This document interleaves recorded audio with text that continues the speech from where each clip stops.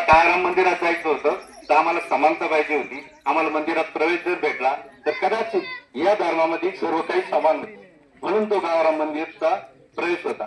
आता धर्मांतरांचा विषय जर आला, बौद्ध धर्म का स्वीकारला बाबासाहेबांनी, जर बाबासाहेबांचं तुम्ही आयुष्य जर पूर्ण बघितलं, पूर्ण वाचलं, तर त्याच्यामध्ये कुठेही बाबासाहेबांनी धर्मासाठी लढाई केलेली नाही. बाबासाहेबांनी समानतेसाठी लढाई केली. मग आज आपण तो विचार घेतला पाहिजे.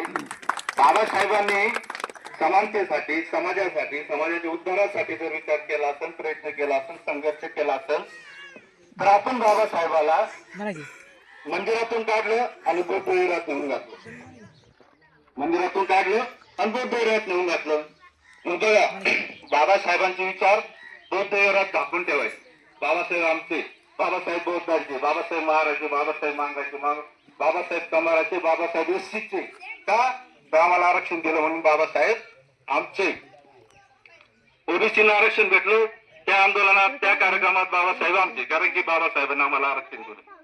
मराठ्यांच्या आरक्षणाचा विषय असेल, त्या आरक्षणासाठी गेले बाबासाहेबांच्या.